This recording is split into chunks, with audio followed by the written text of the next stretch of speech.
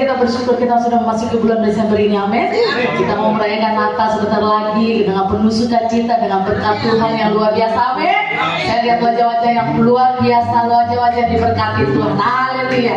Mari Bapak Ibu Saudara, kita akan memulai ibadah, tapi sebelumnya jika Bapak Ibu Saudara yang memiliki HP, dimohon untuk di silent atau menonaktifkan supaya tidak mengganggu ibadah kita. Terima kasih. Mari Bapak Ibu Saudara, kita mau siapkan hati kita. Kita mau menyembah Tuhan. Kita mau masuk hadirat Tuhan. Terima kasih Bapak. Kami tahu Tuhan bahwa hidup kami hanya untuk menyenangkan hati-Mu. Biarlah pujian dan syukur kami mau naikkan hanya kepada Yesus. Mari Bapak Ibu Saudara, kita mau pujian ini dengan pujian ucapan syukur. Terima kasih Yesus. Terima kasih Bapa. Terima kasih untuk semua kebaikan.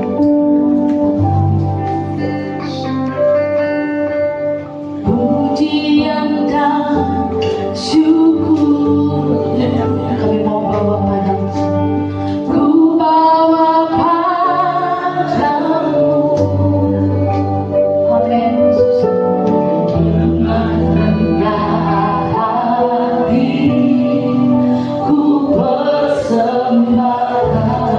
Mari Bapak Ibu Saudara akan pujian ini dengan segenap hati. Katakan sadar bila ku ada hanya karena anugerah,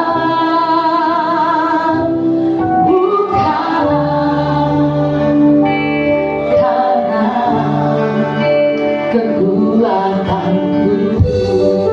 Sama-sama lebih lagi.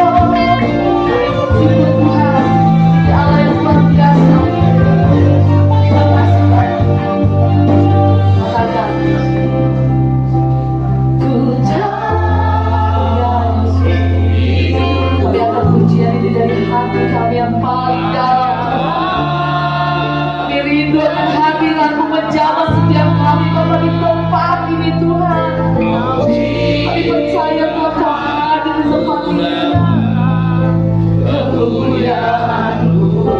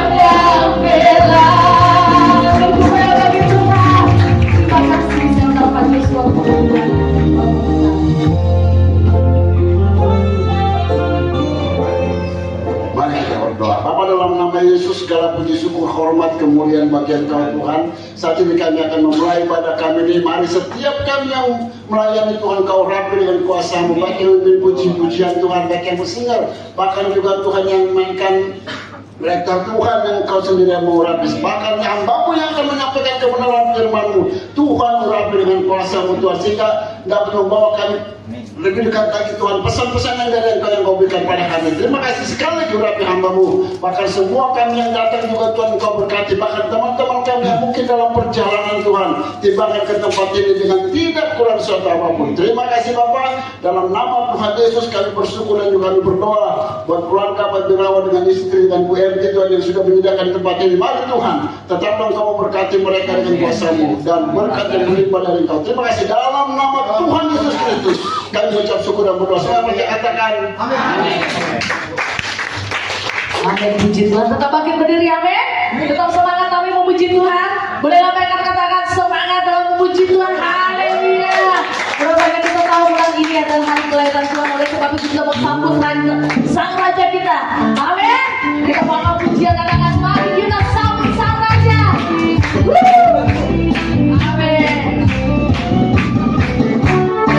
Tetap semangat.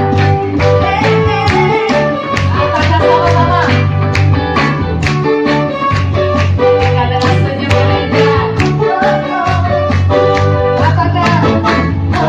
Kita sambut Sang Raja. Mari kita puji namanya. Mari kita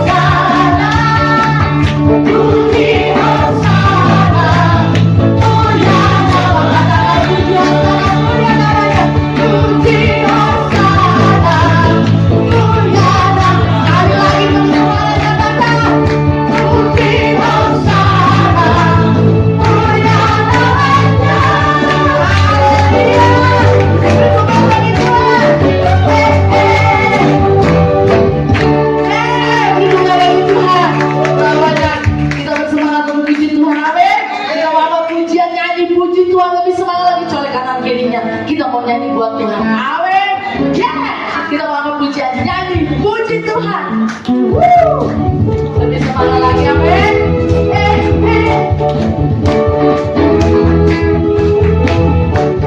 Kita mau beri yang terbaik buat Tuhan. Katakan, nyanyi puji Tuhan. Ya, bagi kudusnya di tempat ini Yesus hadir. Kini Yesuslah hadir, kemuliaan Tuhan dinyatakan. Sukacita kudusnya, sempatkanlah seluruh hidupmu bagi kemuliaannya. Bapak Ibu Saudara semua katakan, anugerahnya bagiku, kasihnya dicurahkan. Sambutlah dia juru selamat, bersorak-sorak nyanyi puji Tuhan. Kami dan kudusnya di tempat ini Yesuslah hadir, kemuliaan Tuhan dinyatakan. Kami bersukacita Tuhan. Bersempatkanlah seluruh hidupmu dari sekali lagi katakan anugerahnya bagiku, kasihnya dicurahkan. Sambutlah dia juru selamat, bersoraklah, bersoraklah. Bersoraklah nyanyi puji Tuhan. Anugerah kudusnya di tempat ini Yesuslah hadir, kemuliaan Tuhan dinyatakan. Sukacita anugerah kudusnya, bersempatkanlah seluruh hidupmu bagi kemuliaan. Bersempatkanlah seluruh hidupmu bagi sekali lagi katakan, bersempatkanlah seluruh hidupmu bagi kemuliaan-Nya. Katakan, nyanyi silakan kembali. Haleluya. Berapa banyak diberkati lewat puji-pujian hari ini, amin. Yes, puji Tuhan. Tiba saatnya kita akan mendengarkan kesaksian. Yang pertama akan kita dengarkan kesaksian dari Ibu Abi. Dipersilakan. Haleluya. Puji Tuhan. Kemuliaan bagi Tuhan. Haleluya.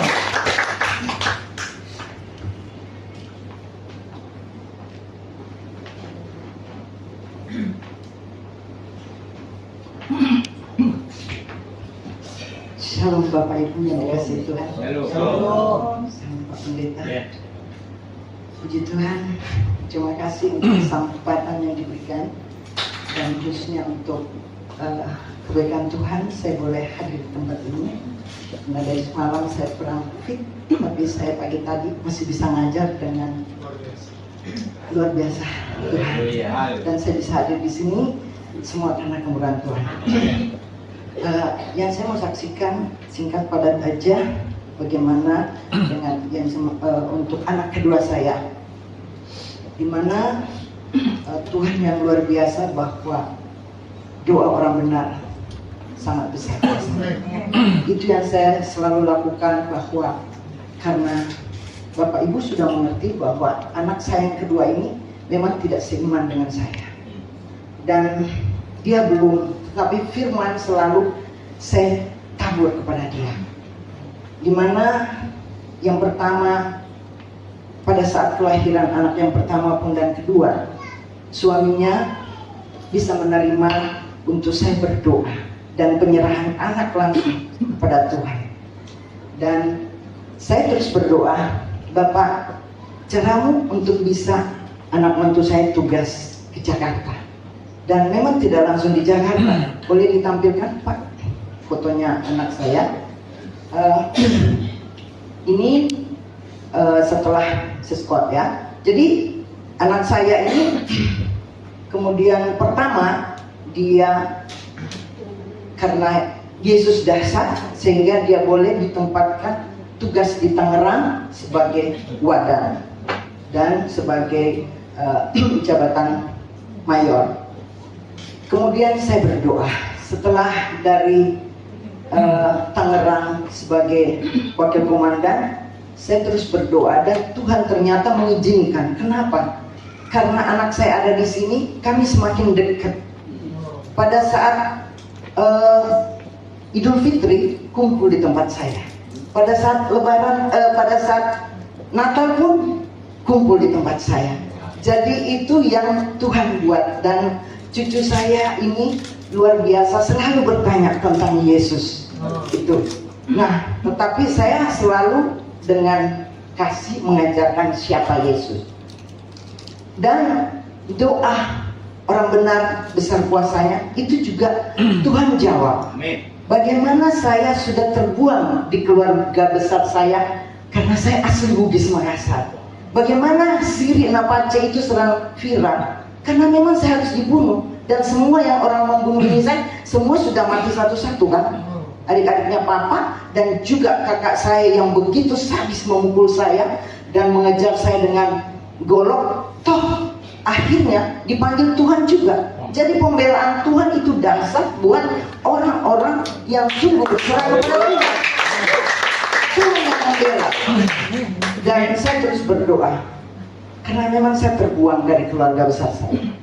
Yang mengakui yang masih mau komunikasi itu ya ponakan hanya ya beberapa. Dan doa saya bilang, Tuhan,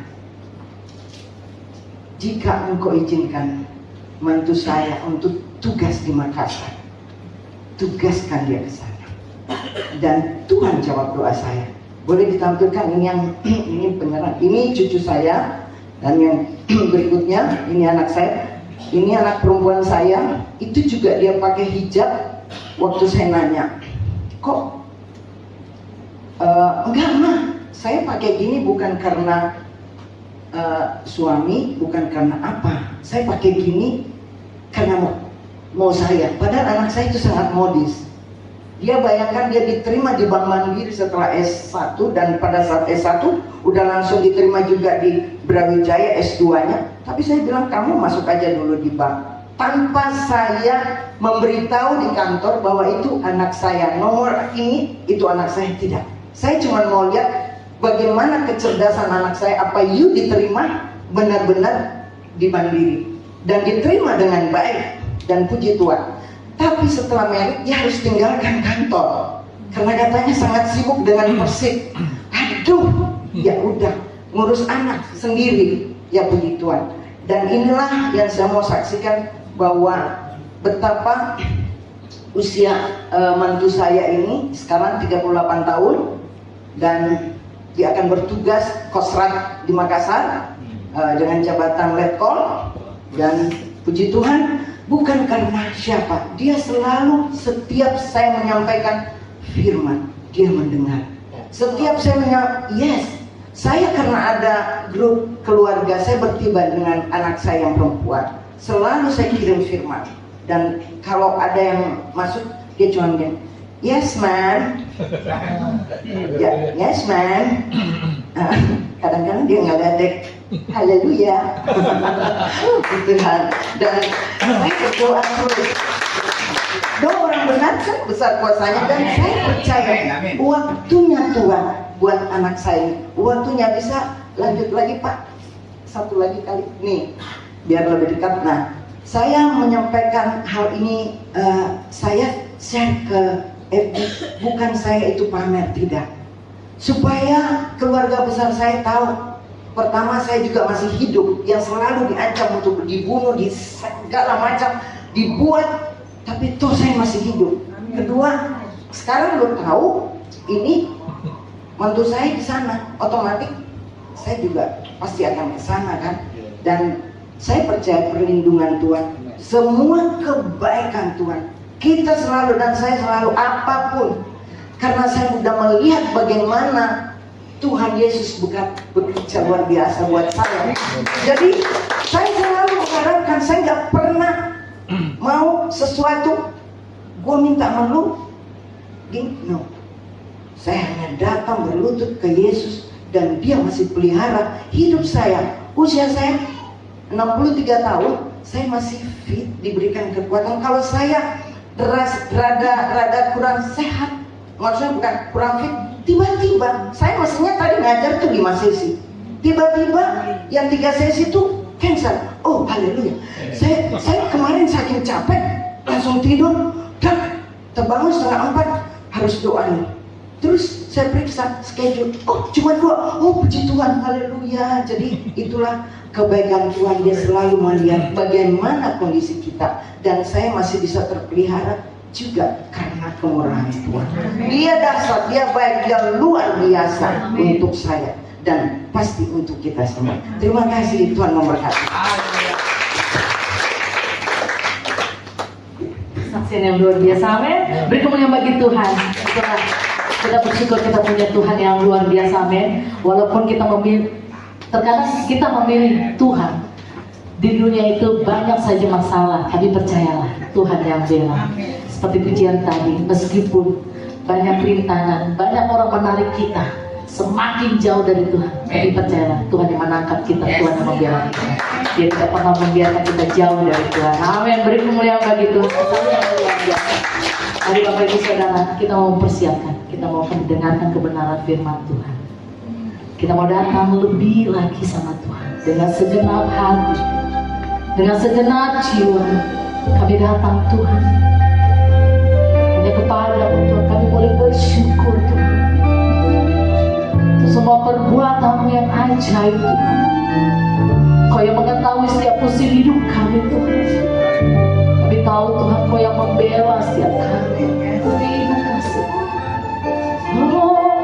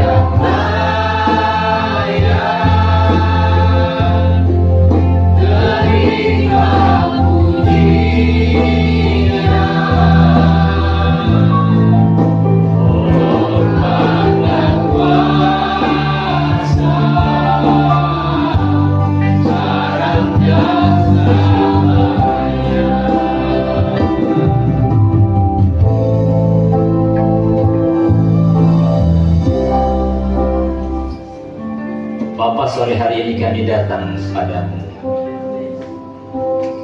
Kami membutuhkan Tuhan tiap saat. Karena acap kali kami kehilangan sesuatu dalam hidup kami.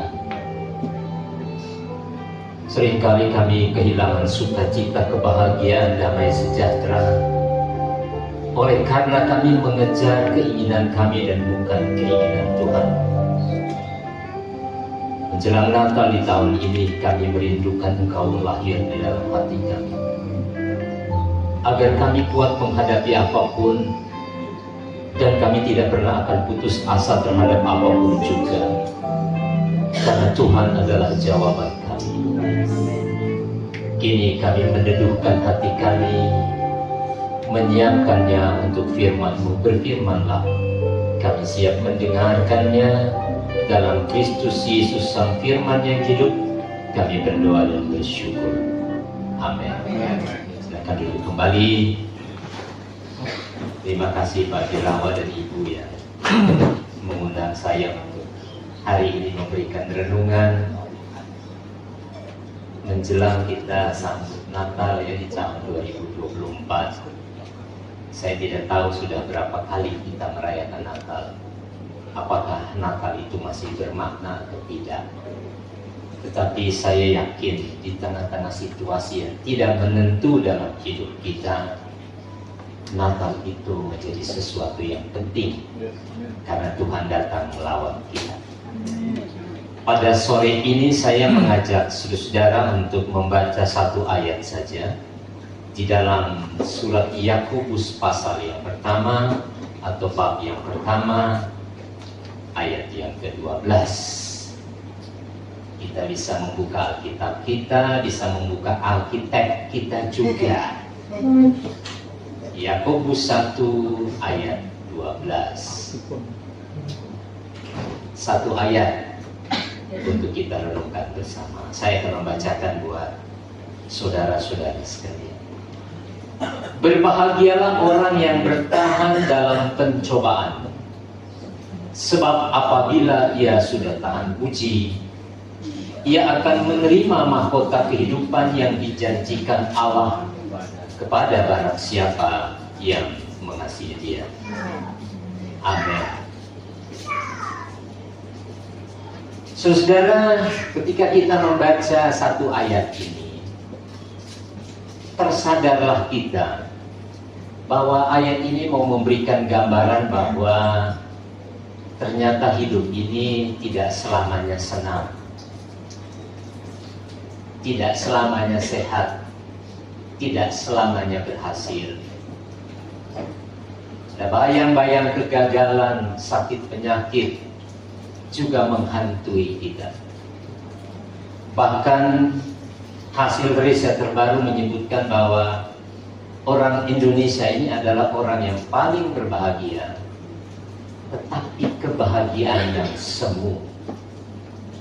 Berbeda dengan orang-orang Finlandia ya Pak Birawan. Mereka kebahagiaannya sungguh luar biasa, meskipun tidak masuk di akal saya, karena mereka tidak percaya Tuhan. Banyak di antara mereka yang ateis. Tetapi mengapa mereka menjadi orang yang berbahagia yang sempurna? Sedangkan orang Indonesia yang katanya beragama tapi kebahagiaannya semu. Karena cara beragama dia juga semu. Cara dia percaya kepada Tuhan juga semu. Karena kita membutuhkan Tuhan hanya saat kita butuh, bukan? Saat kita senang memang kita perlu Tuhan. Tidak. Kita melupakannya di saat kita tertawa dan berpesta.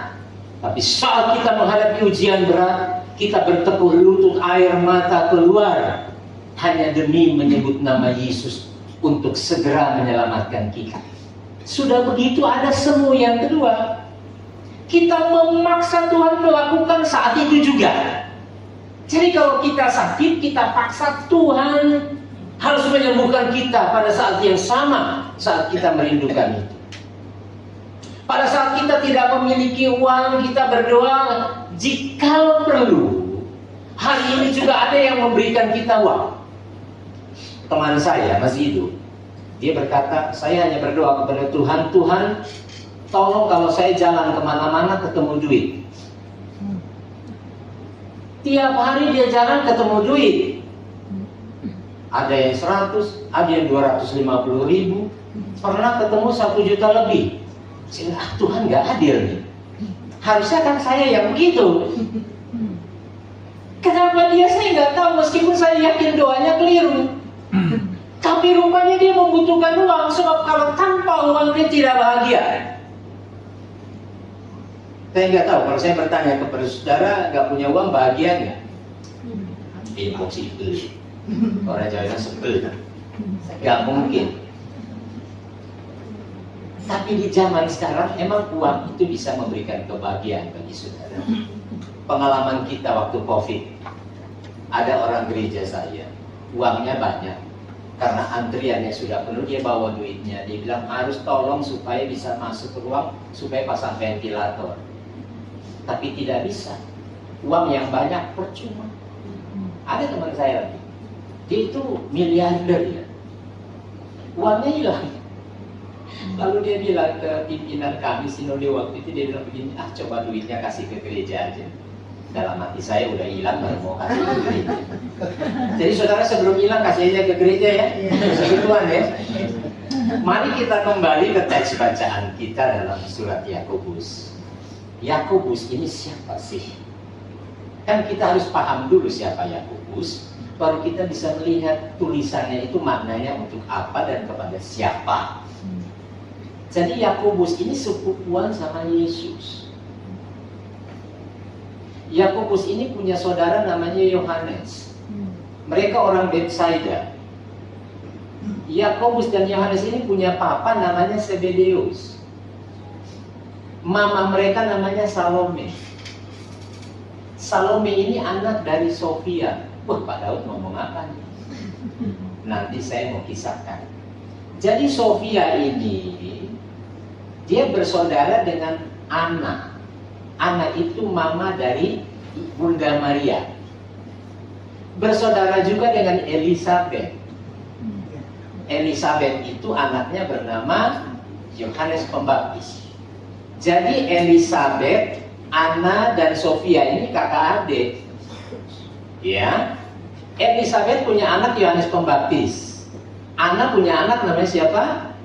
Bunda Maria. Lalu Sofia punya anak namanya Salome. Nah, Salome ini adalah ibu dari Yakobus dan Yohanes. Sedangkan Yesus mamanya namanya siapa? Nah, ya, jadi mereka sepupuan. Ya, ingat baik-baik ya, 3 bersaudara. Sofia, Anna, Elizabeth. Elizabeth punya anak namanya Yohanes Pembaptis. Anna punya anak namanya Maria. Sofia punya anak namanya Salome. Yohanes Pembaptis tidak menikah. Maria menikah dengan Yusuf dan mempunyai anak Yesus. Salome menikah dengan Zebedeus, anaknya Yakobus dan Yohanes. Saudaraan. Clear? Oh, berarti ini Yakobus saudara Yesus dalam tanda kutip. Nah, Yakobus dan Yohanes ini dididik oleh Salome dan Zebedeus dengan disiplin agama yang super ketat. Itu sebabnya ketika mereka merantau dari Betsaida, itu mereka pelihara kehidupan rohani mereka. Karena itu mereka membutuhkan guru. Gurunya siapa? Ternyata Yesus, saudaranya sendiri.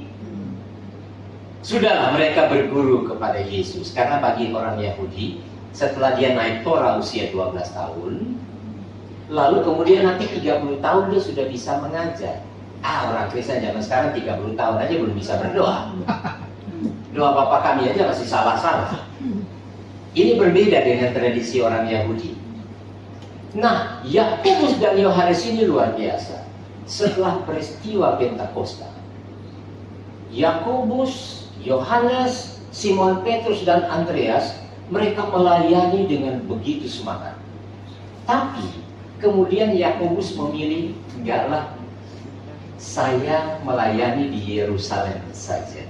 Makanya dalam catatan sejarah menyebutkan Yakobus adalah kepala gereja pertama. Karena dia memimpin jemaat di Yerusalem. Loh, lalu Yohanes dan kawan-kawan, Yohanes dan Petrus itu memberitakan Injil bahkan berhadapan dengan mahkamah agama.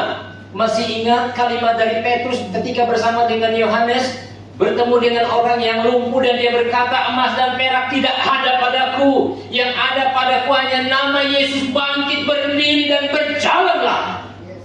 Itu iman, hasil dari produk keluarga. Saya merindukan Natal ini sebenarnya Natal keluarga. Kami kalau orang Timor, ya Ibu ya, orang Timor itu kalau orang Timur lah, kalau Natal itu selalu family. Saya kira orang Batak juga begitu. Kalau Natal itu selalu dengan keluarga. Jadi bukan untuk hal-hal lain. Jadi Natal ini sebenarnya adalah kesempatan untuk merecovery kembali keluarga kita.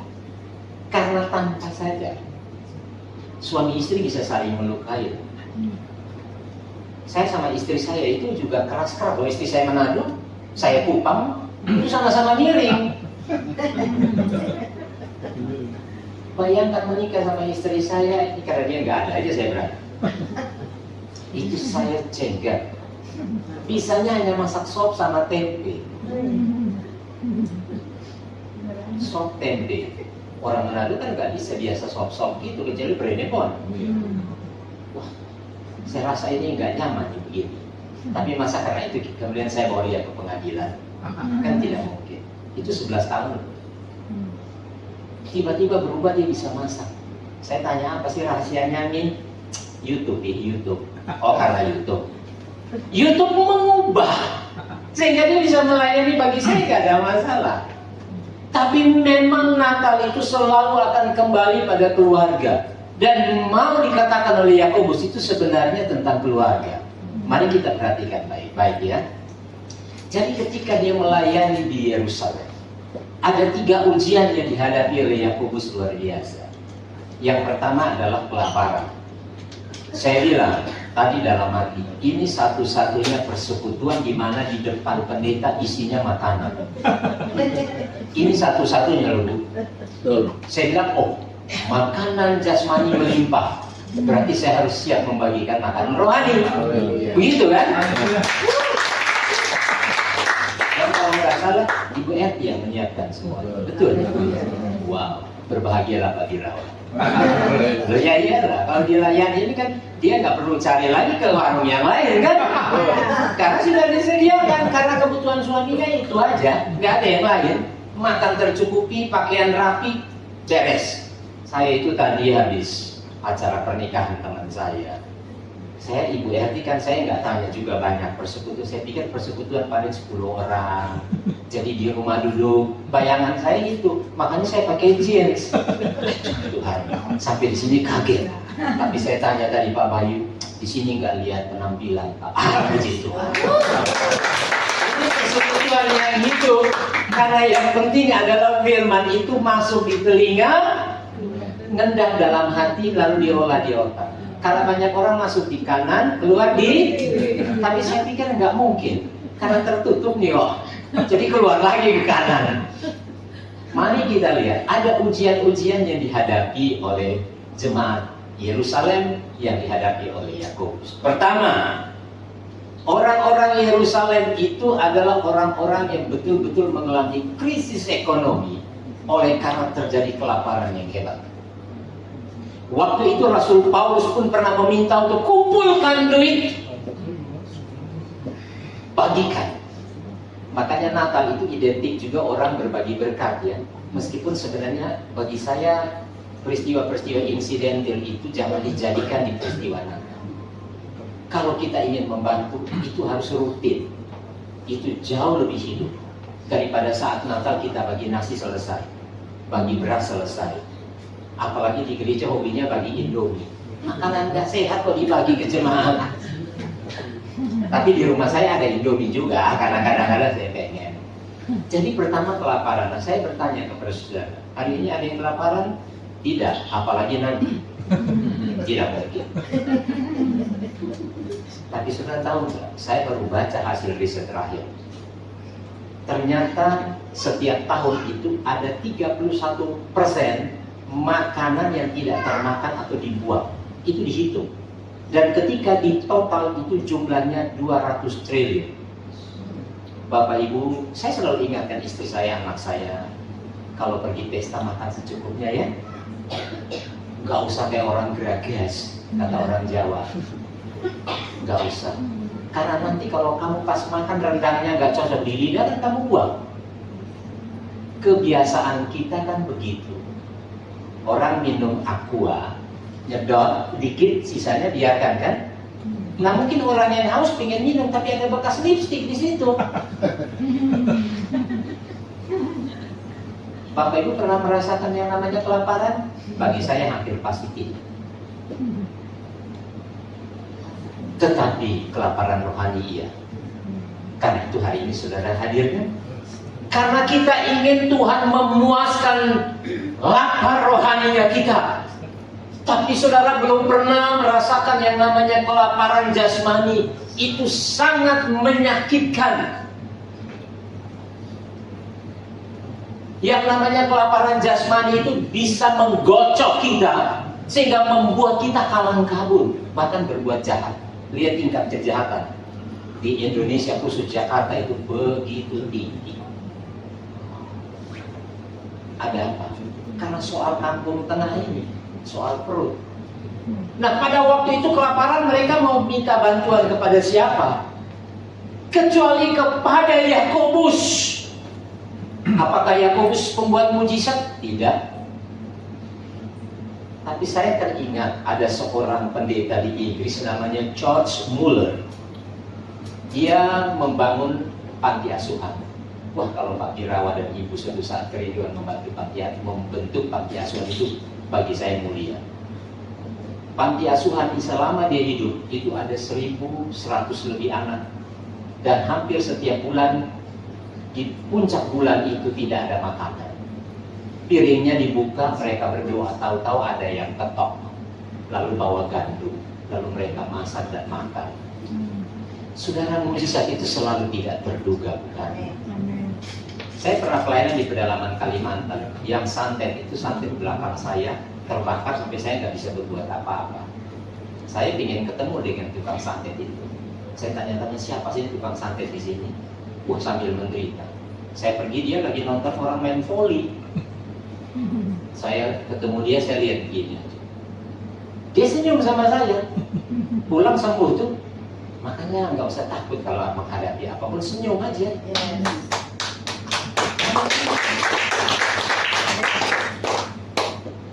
Diam, tenang, supaya ada hikmat Tuhan. Karena itu kekuatan. Orang bilang diam itu emas kan? Jadi kalau istri minta emas, kita iya. Waktu itu uang. Kalau istri minta uang, kita kasih waktu. Jadi pertama adalah kelaparan.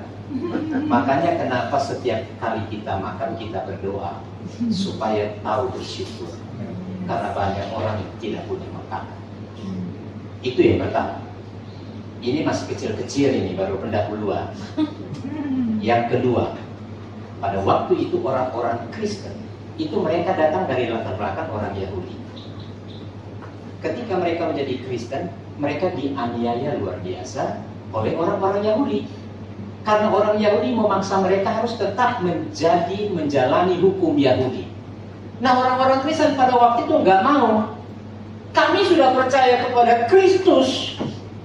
Lalu mereka dianiaya secara fisik, dipukullah, diludahilah. Pengalaman-pengalaman itu akan terulang, saudara, dalam sepanjang sejarah. Bukankah kadang-kadang kehidupan Kristen kita juga begitu?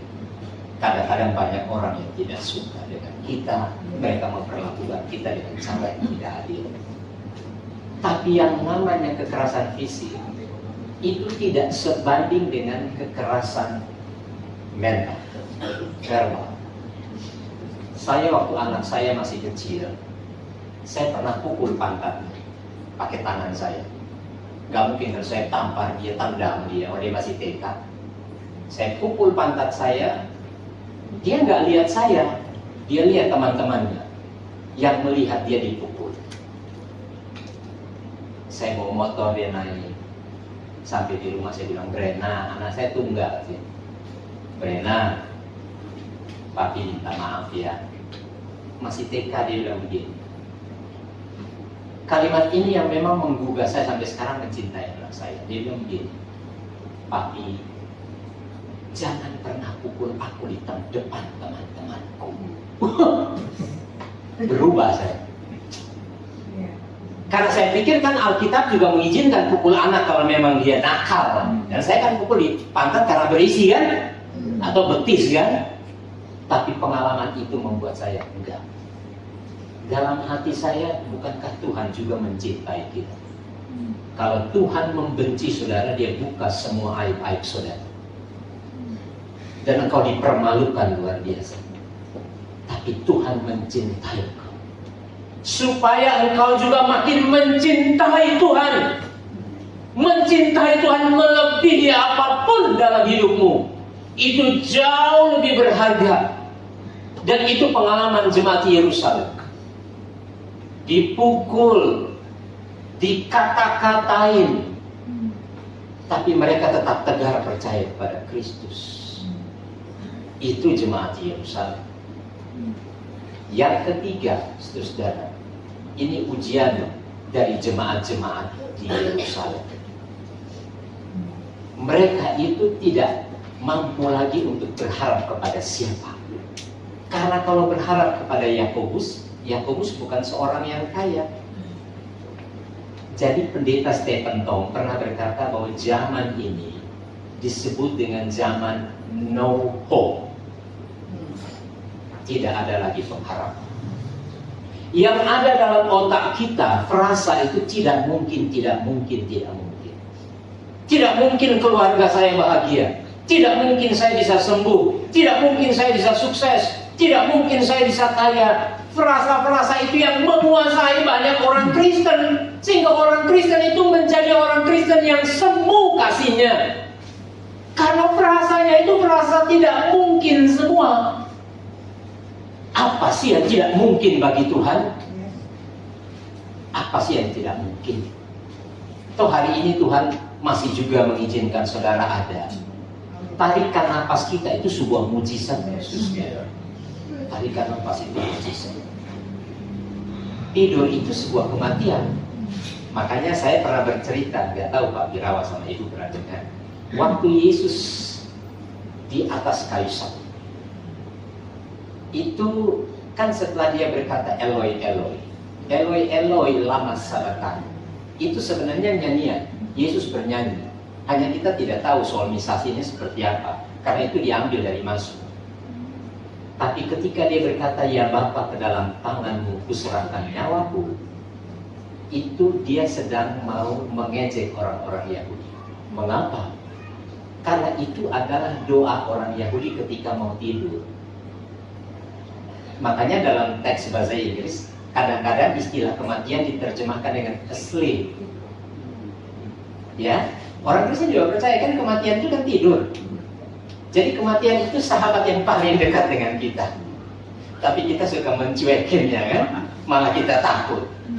Jadi ketika Yesus berkata, ya Bapa, kuserahkan nyawaku, itu adalah doa yang diucapkan orang Yahudi kalau malam mau tidur. Jadi di pinggir tempat tidur dia berkata begini, ya Bapa, ke dalam tanganmu kuserahkan nyawaku. Oh, tidur memang mati kok. Tapi karena yang digunakan kalimat itu, dia yakin bahwa dia akan bangkit. Sama seperti orang tidur malam dan akan bangun di pagi hari. Orang Yahudi itu nggak ngebaca betul-betul. Yesus betul-betul percaya bahwa dia akan bangkit. Karena Bapa tidak meninggalkan dia. Nah, orang-orang Yahudi pada waktu itu kehilangan figur. Mereka berharap kepada Yakobus, tapi apakah Yakobus bisa melakukan sesuatu? Sampai sekarang ada gereja Katolik, ada gereja Ortodoks, gereja Lutheran masih merayakan hari khusus untuk Yakobus. Nah, itu latar belakang mengapa dia menulis surat Yakobus ini. Dalam penderitaan itu, dia mulai dengan kata apa tadi? Berbahagialah. Jadi bahagia ucapan syukur itu bukan hanya oleh karena kita mendapat sesuatu. Lucu di gereja itu kalau ada pengucapan syukur, pendeta capeknya luar biasa. Capek khotbah, capek perut. Karena kan keliling makan. Tapi orang lupa pengucapan syukur juga bisa ketika engkau menghadapi ujian. Saya punya jemaat kena cancer. Serangan, dia datang ke ruangan saya nangis. Namanya saya gembala. Lalu kemudian kena di tulang-tulang sampai tubuhnya kecil. Lalu kemudian kena di otak, operasi lagi di otak. Terakhir kena di paru-paru dan dokter berkata nampaknya akan selesai. Waktu saya masuk ke ruangannya, dia berkata begini, kalau Tuhan mau panggil saya sekarang, saya siap, karena saya tahu kemana saya pergi. Wow. Itulah orang beriman. Dia tetap berbahagia, karena Alkitab berkata berbahagialah orang yang bertahan dalam pencobaan. Jadi kalau ada pencobaan baru bisa membuat kita bahagia, amin? Jangan kita berpikir bahagia karena mendapat kehilangan juga adalah sebuah kebahagiaan. Dan saudara tahu, dalam King James Version, atau ada salah satu lagi dalam NLT, itu kata berbahagia dia menggunakan kata blessed. Blessed. Jadi berbahagia itu adalah orang yang diberkati. Orang yang diberkati itu adalah orang yang tahan dalam pencobaan. Jadi kalau saudara sekarang belum berbahagia, belum diberkati, berarti saudara harus bertahan dulu dalam ujian-ujian iman yang saudara hadapi. Itu prinsipnya. Kalau saudara bayangkan peristiwa Natal, ketika orang Majusi datang itu bukan hanya 3 orang. Persembahannya memang 3. Emas, kemenyan, dan mur. Tapi yang datang itu 40 orang. Itu perjalanannya panjang, saudara. Perjalanannya panjang. Tidak mungkin 3 orang. Mereka pasti dibunuh oleh suku Bedouin. Itu perjalanan yang panjang. Bahkan dalam bukti arkeologi, itu perkumpulan orang ahli-ahli perbintangan, termasuk dari Afrika, dari Tiongkok. Jadi bintang itu bukan sekedar tanda biasa, tapi itu sebuah tanda yang bersifat ilahi yang membawa mereka ke Bethlehem. 40 orang, lalu 3 orang membawa persembahan itu, emas, kemenyan, dan mur. Clear. Tapi tiba-tiba ada seruan dari seorang raja yang jahat, namanya Herodes. Berkata kepada orang Majus, kalian pergi kalau ketemu, balik lagi kasih tahu saya di mana bayi itu dilahirkan. Wow. Sudah emang Natal hanya bersifat sukacita. Mengapa dikasih pohon cemara? Karena cemara ini nggak pernah layu. Setiap musim dia selalu ada. Kalau kita lagi banyak duit senang, kalau lagi nggak ada duit udah sakit kepala. Natal ini mengingatkan daya tahan kita untuk percaya kepada Tuhan itu seperti pohon cemara. Jadi apapun yang terjadi kita akan berbahagia, karena orang yang berbahagia adalah orang yang diberkati. Dan orang yang diberkati orang yang tahan uji menghadapi ujian-ujian ini. Amin. Nah, ada peristiwa ketika perjalanan dari Bethlehem menuju ke Mesir. Karena Yusuf dan Maria takut Yesus akan dibunuh, mereka berjalan. Saudara tahu nggak perjalanan dari Bethlehem ke Mesir itu berapa kilometer? Ada yang tahu? 1.500 kilometer. Mungkin sini Surabaya ya Pak Birawa ya. Lebih lagi malah 1.500 hampir Bali itu. 1.500. Kalau sini Bandung hanya 145. Ini 1.500. Sampai Semarang paling 400-an. Surabaya 800-700 lebih. Tembus lagi di Banyuwangi mungkin 1.500. Itu perjalanan yang mengerikan dan mematikan. Yusuf, Maria, Yesus, dan bidannya. Tahu siapa nama bidannya? Kan ada yang suka ngejek, kalau Yesus dilahirkan siapa bidannya?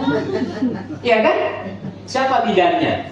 Ya ada Salome itu, mamanya Yakobus dan Yohanes. Wow, ajaib ya. Jadi kisah Natal bukan sekedar senang-senang, tapi pemahaman. Karena pemahaman itu fondasi kepatuhan kita. Kalau kita nggak paham, kita nggak bisa patuh. Kita paham, oh ada ternyata bidan yang mengantar mereka. Itu Salome namanya. Kalau si tokoh agama itu nanya kepada saya bisa jawab. Tapi dia nanya kepada orang Kristen yang nggak paham. Saya berharap persekutuan doa ini mulai paham. Itu 1.500 km. Sedangkan dari Nazaret menuju Bethlehem itu hanya 150 km. Berarti sama seperti dari Jakarta Bandung. Itu perjalanan Maria dan Yosef menuju ke Bethlehem untuk sensus. Mari kita kembali ke teks tadi. Maaf ini karena guru ya, jadi terpaksa khotbahnya sambil ngajar-ngajar dikit. Yes. Amin. Tapi ketika saya baca dalam teks bahasa Yunani, kata yang dipakai itu ternyata berbeda. Nah dalam bahasa Yunani itu, kata bahagia itu ada dua kata. Satu eudaimonia, yang satu makarios. Orang Jawa juga punya istilah makario. Pak Birawa dari Jawa? Nah Jawa. Panjenengan ngertos niku? Makarios? Makarya napa niku, Pak? Berkarya? Si Ali, Pak. Selamat ya malah ya. Saudara perhatikan. Orang Jawa juga punya istilah itu. Ternyata ada dua istilah. Saya jelaskan dulu sedikit ya. Eudaimonia itu artinya orang yang ingin menggapai kebahagiaan dengan caranya, bahkan dengan cara apapun. Jadi misalnya ibu-ibu yang ingin cantik boleh dong pakai foundation, lalu kemudian pakai tambahan-tambahan, lalu alisnya kemudian dibuat indah-indah. Saya sampai bilang ke istri saya, Mi kalau setiap pergi ke pesta jangan lama hanya ngukir alis Mi. Tapi ya itulah perempuan, ya sudahlah sabar. Saya bilang kadang-kadang saya ngejek istri itu ada tutup botol, tutup gelas, pasang aja gini nih. Apakah nggak boleh? Boleh. Orang operasi wajah boleh. Orang penampilan mantap boleh. Kan kebahagiaan. Tidak boleh ada orang yang melarang itu. Itu upaya kita. Ada orang bekerja dapat uang, ada orang bekerja supaya naik jabatan, ada orang ingin membeli mobil, ingin membeli motor. Itu kebahagiaan bagi dia. Itu eudaimonia. Tapi ada istilah yang kedua, makarios. Dalam teks bahasa Yunani, makarios itu artinya bahwa kamu tetap berjuang meskipun engkau nggak pernah mendapatkannya. Itu kebahagiaan. Tapi relasimu dengan Tuhan tetap dekat. Kata itu yang dipakai oleh Yakobus. Jadi dia mau berkata kepada orang-orang Yerusalem, kamu harus tetap berbahagia. Ujian tidak makan ujian dianiaya.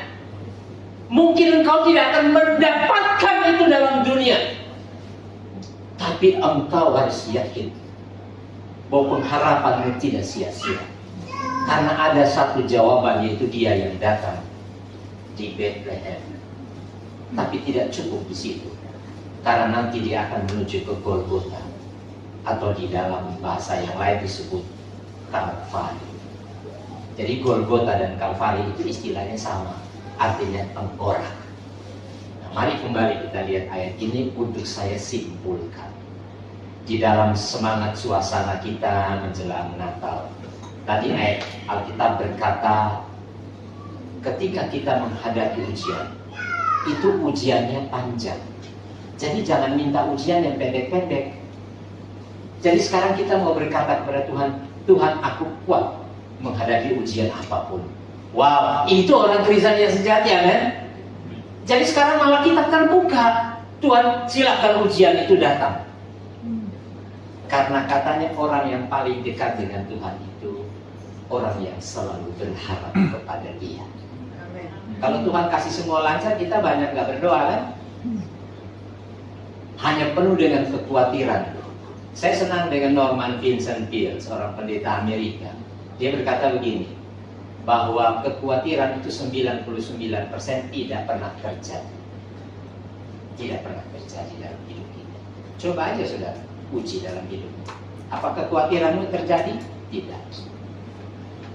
Tapi ketika engkau menggeser kepercayaanmu, meskipun 1%, pasti terjadi. Pasti terjadi. Jadi sekarang, peristiwa menjelang Natal, kita undang Tuhan, biarkan ujian itu terjadi dalam hidup, untuk melatih aku menjadi jauh lebih kuat. Harus begitu, seperti anak-anak. Anak saya kan latihan, Bapak Ibu yang punya anak, masih kecil kan merangkak kan. Setelah itu mulai jalan, tati-tati jatuh kan. Tapi setelah itu kita biarkan dia jalan kan. Supaya apa? Dia bisa kuat. Kalau kita nggak melatih dia untuk berjalan, nanti dia tidak bisa berjalan sepanjang hidupnya. Karena ayat Alkitab tadi mengatakan, sebab apabila ia sudah uji dalam menghadapi berbagai macam ujian, pada akhirnya ia akan menerima mahkota kehidupan. Nah, saya mau poin yang kedua, yaitu kita beriman. Ujian terbuka, tapi yang kedua kita punya iman yang kuat. Iman itu dalam Ibrani pasal 11 ayat 1, ada yang tahu? Ibrani pasal 11 ayat 1, iman adalah dasar. Oke, kita cukup sampai iman adalah dasar. Dalam berbagai teks bahasa Inggris itu beragam. Faith is confidence. Wow, wah, orangnya Pak Wirawa itu confident sekali. Ya memang karena dia aparat. Dia harus percaya diri karena dia adalah penolong rakyat. Kita juga harus percaya bahwa Tuhan mampu menolong kita untuk mengangkat kita dari beban-beban hidup. Karena faith is confidence. Tapi ada istilah lain dalam teks yang lain menyebutkan faith is substance. Substance itu dari bahasa Latin, substare, artinya tidak pernah akan bergeser. Wow. Jadi jangan karena ada beban kita tinggalkan Tuhan. Kita nggak percaya, kita menjadi lemah. Jangan. Karena itu Alkitab berkata, kalau orang yang membiarkan ujian, dia juga percaya Tuhan memberikan mahkota. Mahkota seperti apa? Zaman dulu, itu Olimpiade pertama itu zaman kitab Yunus itu. Orang lomba menang dikasih daun di atas kepala kan? Sekarang dikasih medali ya. Tapi ternyata Yakobus berkata bukan itu. Bukan jabatan, bukan harta, bukan kehebatan, tapi dia berkata mahkota kehidupan. Crown of life. Mahkota ini dalam bahasa Yunani disebut dengan Stefanus. Ada yang nama Stefanus di sini? Stefani bentuk femininnya? Gak ada juga? Oke. Jadi orang yang berharap itu pasti dia dapat mahkota hidup. Itu yang kedua. Jadi kita beriman, jalani saja hidup kita dengan sukacita, karena mahkota itu Tuhan sediakan. Dan yang terakhir, poin terakhir, untuk menyambut Natal ini, di sini dikatakan kepada barang siapa yang mengasihi dia. Memang teks bahasa Indonesia ini aneh. Barang siapa itu barangnya sopo. Ya kan? Ini teksnya maksudnya setiap orang. Ya, setiap orang yang mengasihi dia. Oh, ada rahasianya. Natal itu adalah kesempatan kita menyatakan kasih kita kepada dia. Kasih yang dipakai di sini adalah agape. Saya pernah berkhotbah di salah satu gereja GKI. Waktu itu saya terharu karena tema yang diberikan adalah aku adalah hadiah Natal. Jangan minta apapun lah saudara di hari Natal itu. Berikan kepada Tuhan hidupmu itu. Ujian-ujian imanmu itu. Karena dalam ujian itu engkau percaya memperoleh mahkota. Tetapi bagi setiap saudara yang mengasihi dia. Amin. Mari kita berdoa. Tuhan ampuni kami. Sekian lama kami percaya kepada Tuhan, kami hanya merindukan sesuatu yang menyenangkan dan membahagiakan kami. Kami lupa bahwa ujian-ujian dalam hidup kami ini adalah cara Tuhan memanggil kami, membentuk kami menjadi orang Kristen yang sejati. Bahkan kami menjadi orang-orang yang berbahagia dan diberkati ketika kami kuat menghadapi ujian-ujian hidup. Tapi di tengah-tengah suasana itu kami juga dipanggil tetap percaya bahwa suatu saat nanti kami memperoleh mahkota kehidupan itu. Ketika tugas kami di dunia ini selesai, dengan syarat kami mencintai Tuhan. Kini kami ingin mengasihi Engkau Tuhan dengan apa yang ada pada kami. Kami tidak pernah akan menuntut apapun, tapi kami akan memberikan apa yang kami miliki untuk terus mencintai Tuhan, mengasihi Tuhan seumur hidup kami. Terima kasih Bapa, biarlah pada Natal tahun ini keluarga-keluarga kami diberkati dan hidup kami diberkati. Secara khusus kami berdoa untuk Pak Birawa dan Ibu dan anak-anak dan pengurus dari persekutuan doa ini, bahkan semua yang terlibat dalam persekutuan doa ini ada di dalam berkat dan anugerah-Mu. Engkau yang akan memberkati mereka secara khusus dalam kesehatan mereka, keluarga mereka, dan dalam kerohanian mereka. Terima kasih Tuhan. Kami menyiapkan hati kami untuk menyambut Natal di tahun ini. Dan kami juga siapkan diri menerima undangan Tuhan untuk memasuki tahun yang baru. Kami tetap setia padamu. Dalam Kristus Yesus, Tuhan dan Juru Selamat kami berdoa dan bersyukur. Haleluya. Amin.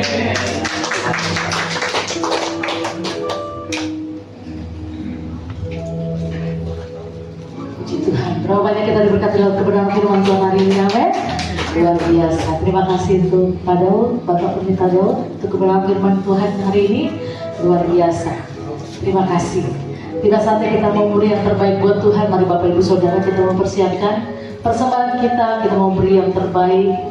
Tapi sebelum kita memberi, mari kita bersatu dalam doa yang bertugas untuk mohon untuk bisa mempersiapkan. Mari Bapak Ibu Saudara kita bersatu dalam doa. Bapak, kami bersyukur, terima kasih Tuhan untuk hari ini yang luar biasa. Kami sudah mendengar kebenaran firman, di mana kami mau belajar Tuhan untuk lebih lagi Tuhan mengerti makna Natal Tuhan. Tuhan, kami ingin lebih lagi Tuhan, lebih dekat kepadamu Tuhan. Kami menyerahkan hidup kami lebih lagi Tuhan untuk menyenangkan hati. Terima kasih Bapak, terima kasih Yesus. Dan kami juga mau jadi orang yang mau diajar untuk lebih baik lagi. Terima kasih untuk kasih yang luar biasa Tuhan. Pada saat itu juga kami akan beri yang terbaik Tuhan. Kiranya Kau sucikan dan kuduskan persembahan kami, layakkan persembahan kami di hadapan Tuhan. Kau tidak pernah melihat nominal, tapi Kau melihat hati kami yang mau memberi dengan sukacita. Terima kasih Bapak, terima kasih Yesus. Biar persembahan ini Tuhan dikelola dengan baik untuk menjangkau jiwa-jiwa Tuhan. Dan biarlah kerajaan-Mu semakin diperluas Bapak. Terima kasih Bapak, terima kasih Yesus. Yang mau memberi yang terbaik, setiap kita yang mau memberi sama-sama kita katakan amin. Puji Tuhan. Mari Bapak Ibu Saudara, sampai persembahan dijalankan, kita makan pujian. Jangan lelah. Amin. Haleluya. Yes. Katakan ini lebih semangat lagi. Kita percaya bahwa di dalam Tuhan kita tidak lelah. Amin. Oh, katakan jangan lelah bekerja di ladangnya Tuhan. Roh Kudus yang beri kekuatan, yang mengajar dan menopang. Jangan lelah bekerja bersama Tuhan, yang selalu mencukupkan atas segalanya. Sama-sama katakan, kata-kata bergelombang, timbulan tanah yang terluka.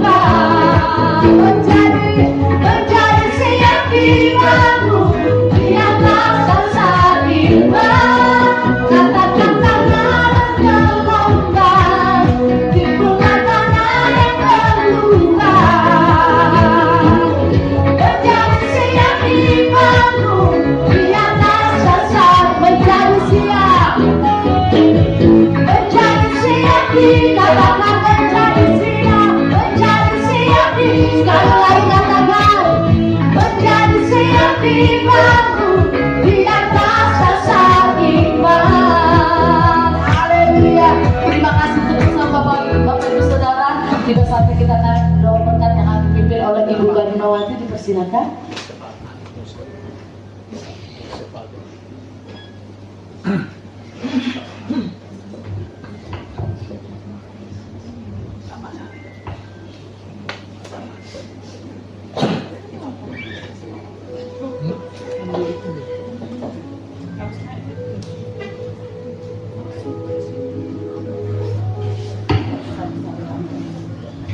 Kembali kami mengucap syukur atas kasih setia-Mu Tuhan, anugerah-Mu yang luar biasa Engkau berikan buat kami, sehingga kami saat ini boleh ada di tempat ini karena kasih-Mu.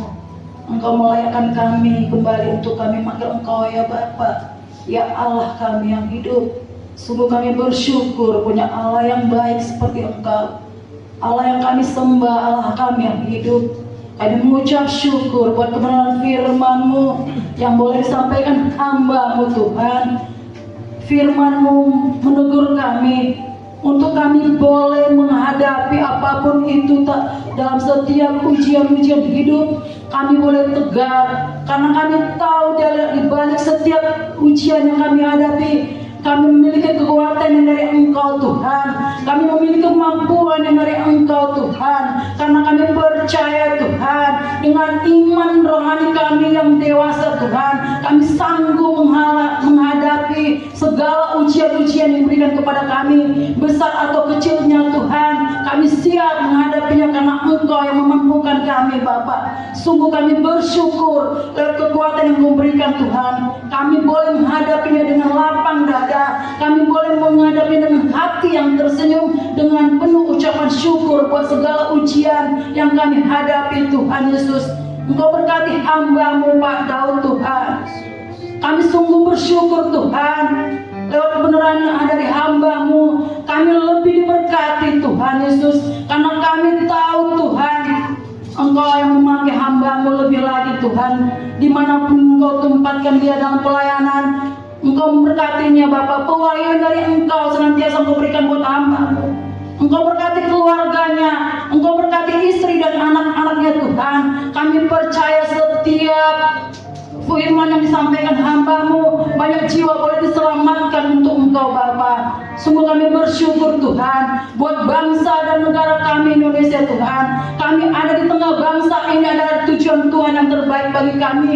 Untuk kami tetap berdoa buat bangsa kami Tuhan, di mana kami ditempatkan Tuhan, untuk kami menjadi tiang doanya Allah di bangsa ini Tuhan. Untuk itu Tuhan kami bersyukur Tuhan, segala yang terjadi di bangsa ini adalah rencana-Mu yang terbaik Bapak. Kami bersyukur lewat Tuhan pilkada-pilkada yang sudah berjalan Tuhan. Semua karena perlindungan-Mu, semua karena kasih-Mu boleh berjalan lancar Bapak. Sungguh kami bersyukur Tuhan, apapun hasilnya yang terbaik Tuhan berikan bagi bangsa kami. Kami menyerahkan bangsa kami yang kami cintai Tuhan, dari segala aspek kehidupannya, baik kesehatannya Bapak, Engkau yang memberikan kesehatan buat kami. Kami percaya Tuhan Yesus, segala badai apapun, segala virus apapun, jika kami mengenalkan Engkau dalam kehidupan bangsa negara kami, Tuhan campur tangan dalam kehidupan kesehatan bangsa kami Bapak. Kami percaya itu Tuhan, karena roh takut akan Tuhan yang menyertai kami senantiasa Bapa. Kami berdoa buat perekonomian bangsa kami ini Tuhan. Jadikan bangsa kami ini Tuhan perekonomian menjadi naik Bapa. Engkau berkati pemerintahan kami di bangsa ini Bapa, baik dari presiden Tuhan sampai dari terkecil ke tingkat desa Bapa. Engkau yang memberkati mereka dalam pekerjaan mereka. Roh takut akan Tuhan senantiasa terpancar dalam kehidupan mereka. Engkau pakai Tuhan anak-anak-Mu Tuhan yang bergerak dalam pemerintahan. Jadikan mereka seperti bintang di langit bercahaya Tuhan, menjadi berkat bagi di tengah bangsa kami ini Tuhan Yesus. Mari Bapak, pendidikan kami di bangsa ini Tuhan, pendidikan mutunya Tuhan boleh menjadi contoh semakin naik Bapak karena kasih-Mu Tuhan Yesus. Kami juga berdoa Bapak buat seluruh PDP Rawa Family Tuhan, keluarga demi keluarga, apapun pekerjaan mereka, apapun usaha mereka, tangan Tuhan memberkati Tuhan. Setiap tangan kami yang bekerja. Tuhan memberkati setiap langkah kami kemana kami berada. Tuhan memberkati setiap tanah yang kami injak adalah milik pusaka kami karena Tuhan berfirman. Engkau berkati Tuhan kesehatan keluarga demi keluarga di tempat ini Bapak. Engkau berkati pendidikan setiap anak-anak kami Tuhan Yesus. Engkau Allah yang campur tangan mencukupkan segala kebutuhan ya Tuhan Yesus. Kami berdoa buat warga jemaat di tempat ini Tuhan. Jika mereka dalam keadaan sakit, kami percaya oleh kuasa biru darah Yesus sudah sembuh. Karena kami terlalu yakin firman Tuhan ya dan amin. Janji Tuhan ya dan amin. Kami percaya kesembuhan boleh terjadi buat semua kami warga MBD di luar tempat ini Tuhan. Jika mereka berbeban berat penuh masalah hidup, Tuhan solusi hidup mereka Tuhan Yesus. Jika mereka membutuhkan pekerjaan, Engkau Allah yang sudah memberikan pekerjaan Tuhan. Barang siapa yang mencari Tuhan akan mendapat. Barang siapa mengetuk pintu-pintu akan dibukakan. Setiap orang yang berseru kepada Tuhan, Tuhan tak pernah meninggalkannya. Karena kami terlalu yakin Tuhan tak pernah diam. Kami percaya janji-Mu ya dan amin Tuhan Yesus. Kami berdoa Bapak buat keluarga Pak Birawa Tuhan yang agak beradik Tuhan. Bapak campur tangan buat keluarga ini Tuhan. Kami percaya kuasa Allah dinyatakan di keluarga Pak Birawa Tuhan Yesus kakak beradik. Engkau berkati keluarganya Bapak. Juga keluarga besar dari Ibu Erti Tuhan. Engkau bekerja Bapak. Kami berdoa khusus buat keluarga Pak Birawa di tempat ini dan Ibu Erti. Buat ketiga anaknya Tuhan Yesus. Berkat Allah senantiasa di tempat ini Tuhan. Engkau lihat Tuhan bagaimana Tuhan usaha Pak Birawa di tempat ini Tuhan. Untuk membuka rumah Allah di tempat ini. Untuk membuka bait Allah di tempat ini. Engkau Tuhan mencampur tangan Tuhan dalam setiap apapun yang dilakukan. Kami percayakan karir Pak Birawa jabatannya Bapak. Engkau yang mengangkat naik dan naik Tuhan tidak jatuh. Karena kami percaya Tuhan apa yang dilakukannya untuk melayani Engkau Bapak. Jadikan Pak Birawa Tuhan menjadi kepala yang takut akan Tuhan Tuhan di dalam kepolisian negara kami ini Bapak. Biarlah untuk Pak Birawa Tuhan nama Tuhan boleh ditinggikan Tuhan Yesus. Engkau berkati usaha Bu Eti Bapak. Biar Tuhan setiap usaha yang dilakukan menjadi berkat buat banyak orang memberkati Tuhan. Engkau berkati pendidikan ketiga anaknya Tuhan. Mulai dari Alvaro, Vega dan Michael Tuhan. Bapak kami tidak bisa secara orang tua sanggup melindungi mereka Tuhan. Tapi karena kasih Tuhan sanggup melingkupi mereka bertiga Bapak. Dalam pendidikan mereka, dalam pergumulan masa mudi mereka. Tuhan yang sanggup melindungi mereka Tuhan. Karena kami manusia terbatas kemampuan kami Bapak. Saat ini kami berdoa buat keluarga di tempat ini Tuhan Yesus. Curahkan berkat yang luar biasa dari surga untuk senantiasa di tempat ini Bapak. Kami berdoa juga Tuhan buat tim yang membantu di tempat ini Tuhan Yesus. Tim Stella dan timnya Bapak. Bapak mereka sudah berjerih lelah setiap minggu Tuhan untuk mengelola makanan di tempat ini Tuhan. Untuk menyiapkan segala perlengkapan ibadah di tempat ini Bapak yang mau memberkati Tuhan tangan-tangan mereka Bapak. Apapun permasalahan mereka Engkau Allah yang menjawab mendengar seruan mereka Bapak. Berkati Tuhan setiap siapapun yang berada di tempat ini Tuhan yang membantu Pak Birawa dan Ferdi. Engkau memberkati mereka, berikan kesehatan buat mereka Tuhan Yesus. Berkati daerah tempat ini Tuhan, lingkungan sekitar kami Bapak. Engkau berkati Tuhan agar dengan keberadaan rumah doa di tempat ini, tetangga kami di tempat ini diberkati Tuhan. Karena kami percaya ada kuasa Allah di tempat ini. Suasana surgawi mengalir senantiasa di tempat ini Bapak. Terima kasih Tuhan, kami sungguh bersyukur buat kasih-Mu Bapak. Terima kasih, ini doa kami Tuhan. Sekali lagi Bapak, terima kasih buat kasih-Mu yang luar biasa bagi kami. Makasih Tuhan. Bapak Ibu kita bangkit berdiri. Kita mendoakan doa Bapa kami yang diajarkan Tuhan Yesus. 1, 2, 3. Bapa kami yang di surga, dikuduskanlah namamu, datanglah kerajaan-Mu, jadilah kehendak-Mu di bumi seperti surga.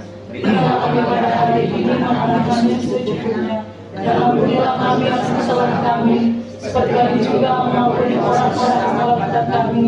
Dan jangan bawa kami ke dalam pencobaan, tapi lepaskanlah kami daripada jahat. Karena Engkau yang mempunyai kerajaan dan kuasa dan kemuliaan sampai selama-lamanya. Kita bangkit diri, kita menuntut kepada kita masa pujian. kami memuji kebesaran-Mu. Ajaib Tuhan, ajaib Tuhan, ajaib Tuhan, ajaib Tuhan. Kami memuji kebesaran-Mu, Yesus. Memuji kebesaran-Mu. Maju semua kita dalam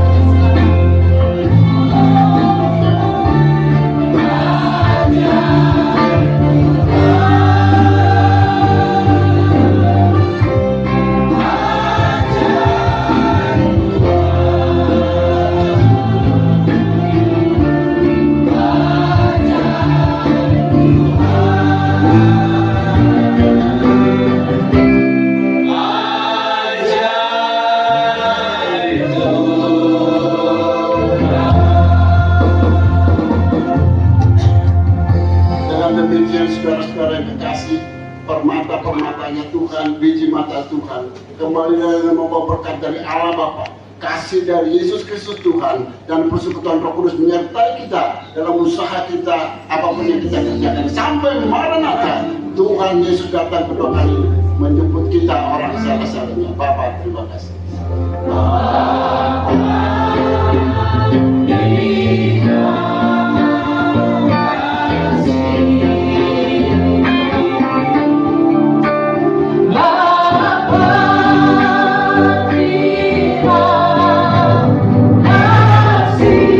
Bapa di dalam surga, Bapa di dalam surga,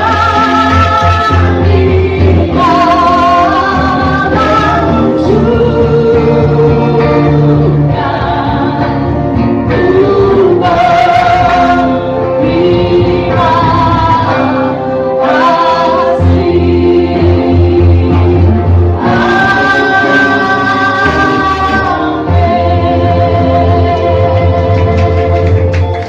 Amin. Ibadah sudah selesai, silakan duduk, kita mau bersatu di sejenak.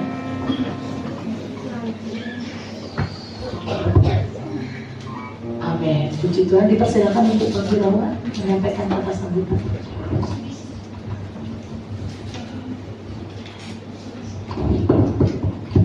Terima kasih, Bung. Mari, Mas.